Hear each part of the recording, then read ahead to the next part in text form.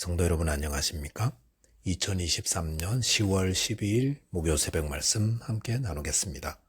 함께 나누실 하나님 말씀은 열왕기상 15장 9절에서 24절까지입니다. 본문은 유다 왕국의 세 번째 왕인 아사 왕에 대한 기록이 소개되고 있습니다. 본문을 통해서 성도는 하나님 앞에서 정직한 자 되어야 함과 항상 하나님을 의지해야 함에 대해서 묵상하겠습니다. 첫째 묵상할 내용은 하나님 앞에서 정직한 자 되어야 한다는 것입니다. 본문 9절과 10절에 보시면 이스라엘의 여로보암 왕 제20년에 아사가 유다 왕이 되어 예루살렘에서 41년 동안 다스리니라. 그의 어머니의 이름은 마아가라 아비살롬의 딸이더라 하였습니다. 유다의 왕 아비암이 예루살렘에서 3년을 치리하고 죽었을 때 그의 아들 아사가 그 뒤를 이어 왕이 되었습니다. 그의 아버지와 달리 아사는 41년을 치리하였습니다. 그런데 그의 어머니의 이름이 마아가요 아비살롬의 딸이라고 하였습니다. 아비살롬의 딸 마아가는 아사 왕의 할머니입니다. 그의 아버지 아비암의 어머니와 동일한 사람입니다.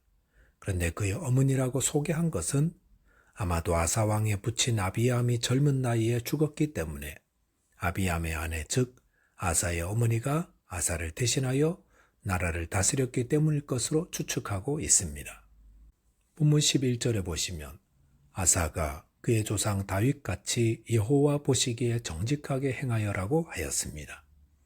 아사에 대한 성경의 첫 평가는 그가 다윗같이 여호와 보시기에 정직하게 행했다 하였습니다. 하나님이 칭찬하시는 자들의 공통된 특징은 그들이 정직하다는 것입니다. 아사는 다윗처럼 예언자도 아니고 시편을 지은 자도 아니었습니다. 그 말은 아사가 다윗처럼 능력을 가진 자가 아니라는 것입니다. 그럼에도 그는 다윗같이 여호와 보시기에 정직하였습니다. 특별히 아사는 여호와 보시기에 정직하다 했습니다. 성도들은 여호와 보시기에 정직해야 합니다. 여호와 보시기에 정직하다는 것은 나의 중심을 보시는 하나님 앞에서 정직한 것입니다. 사람들은 괜찮다라고 하고 또 내가 생각하기에도 괜찮아도 하나님이 아니라 하시면 돌아서는 것이 하나님 앞에서 정직한 것입니다. 본문 12절 13절에 보시면 남색하는 자를 그 땅에서 쫓아내고 그의 조상들이 지은 모든 우상을 없애고 또 그의 어머니 마아가가 혐오스러운 아세라상을 만들었으므로 태후의 위를 패하고 그 우상을 찍어 기드론 시냇가에서 불살랐으나라고 했습니다. 하나님 앞에서 정직했던 아사 왕은 종교개혁을 단행했습니다. 그는 남색하는 자를 그 땅에서 쫓아내고 또 그 조상들이 지은 모든 우상을 없앴습니다. 또한 그의 모친 마아가가 혐오스러운 아세라상을 만들었기에 태후의 자리를 폐하고 그 우상을 찍어 기드론 시냇가에서 불탈났습니다. 이런 아사의 종교개혁은 어디서 비롯된 것입니까? 그것은 하나님 앞에서 정직하게 행하는 마음에서 나온 것입니다. 즉 아사가 보기에 예루살렘에 자행되고 있는 우상 숭배의 모습들은 아무리 좋은 시선으로 봐도 하나님의 말씀을 거역하는 것이었던 겁니다. 그러므로 그 하나님 말씀대로 정직히 행하려 하다 보니 우상 숭배를 버리고 나아가 우상 숭배의 진원지와도 같은 태후 마아가를 폐위시키기까지 하였던 것입니다. 성도가 하나님 앞에서 정직할 때 자신을 살피게 되고 또 자기 안의 우상들을 버리게 됩니다.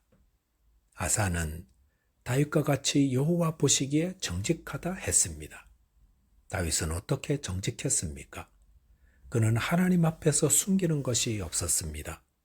우리아를 죽이고 그의 아내를 취하는 잘못을 행했을 때 주위에서 아무도 뭐라 하지 않았지만 선지자를 통해 책망 들었을 때 곧바로 회개하였습니다. 다윗이 곧바로 회개한 것은 선지자가 무서워서가 아니라 하나님 앞에서 정직했기 때문입니다. 열왕기상 15장 5절에 보시면 하나님 앞에서 정직한 다윗은 하나님의 말씀을 어기지 않았다고 했습니다. 하나님 앞에서 정직히 행하는 자는 하나님 말씀대로 순종하며 살려는 의지를 가진 자입니다. 나는 하나님 앞에서 정직합니까? 저와 여러분이 하나님 앞에서 정직한 자가 되어 그 말씀에 온전히 순종하는 자 되시기 바라겠습니다. 둘째로 묵상할 내용은 항상 하나님을 의지해야 한다는 것입니다. 본문 16절, 17절에 보시면 아사와 이스라엘의 왕 바아사 사이에 일생 동안 전쟁이 있으니라. 이스라엘의 왕 바아사가 유다를 치러 올라와서 라마를 건축하여 사람을 유다 왕 아사와 왕래하지 못하게 하려 한지라 하였습니다. 아사 왕과 북이스라엘 왕 바아사 사이에는 계속해서 전쟁이 있었습니다. 그런데 역대하 16장 1절에 보시면 아사가 왕이 된 지 36년째 바아사 왕으로부터 치명적인 공격을 받는 일이 있었습니다. 그것은 바아사 왕이 유다의 성읍 몇 개를 약탈하고 빼앗는 것이 아니라 예루살렘에서 6km 정도 떨어진 라마라는 곳에 성을 건축하기 시작했던 것입니다. 라마라는 곳은 전략 요충지입니다. 그곳은 예루살렘으로 향하는 길목에 위치하고 있어서 그곳에 성을 세우면 유다의 아사왕을 고립시키고 나아가 유다를 완전히 점령할 수도 있습니다. 바아사 왕은 유다를 완전히 점령하려는 뜻을 가지고 장비들과 재료들을 가져다가 그곳에 성을 건축하기 시작했던 것입니다. 그러니 아사 왕에게는 얼마나 큰 위기이겠습니까? 그런 위기의 때에 성도들은 어떻게 해야 합니까? 기도해야 합니다. 하나님께 나와 기도하는 것, 그것이 성도가 위기를 헤쳐나가는 원리입니다.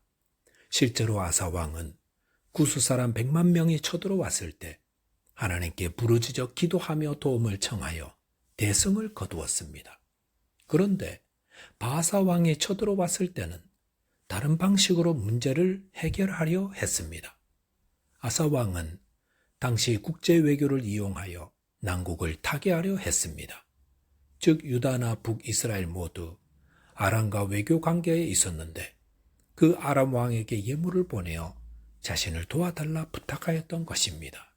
그 결과 아람 왕은 북이스라엘을 쳐들어와 북이스라엘의 여러 땅들을 점령하였습니다.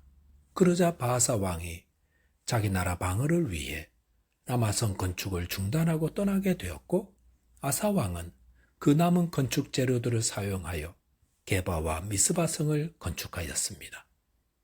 아사 왕이 위기를 타개하기 위해 국제 외교를 이용한 것은 어쩌면 묘수였다라고 할 수 있습니다.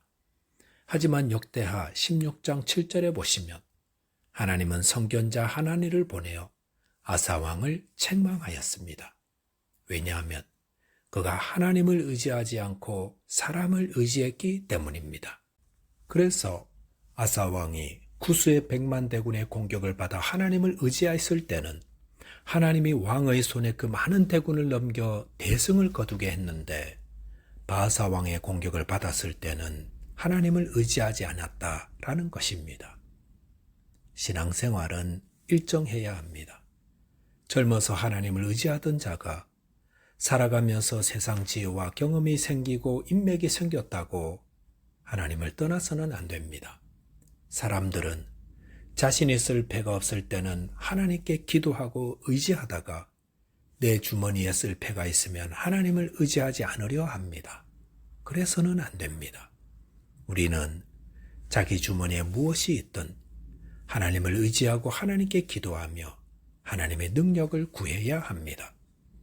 역대하 16장 9절에 보시면 여호와의 눈은 온 땅을 두루 감찰하사 전심으로 자기에게 향하는 자들을 위하여 능력을 베푸신다 하셨습니다. 하나님은 오늘도 온 땅을 두루 살피고 계시면서 전심으로 하나님을 향해 기도하며 도움을 구하는 자에게 능력을 베푸십니다. 아사 왕이 아람 왕의 도움을 구하지 않고 하나님을 향해 전심으로 도움을 구했더라면 하나님이 그에게 가장 선한 것으로 응답하시고 구원해 주셨을 것입니다. 과거에 큰 어려움 앞에서 기도하여 하나님의 응답을 받으신 기억이 있지 않습니까? 그런데 이제 나를 도울 사람들이 있다고 기도하지 않고 그들을 의지하려 하면 안 됩니다. 저와 여러분께서 어떤 문제 앞에서든 전심으로 하나님께 기도하며 하나님을 찾는 자 되시기 바라겠습니다. 기도하겠습니다. 하나님 아버지, 저희 모두 하나님 앞에서 정직한 자 되게 해 주옵소서.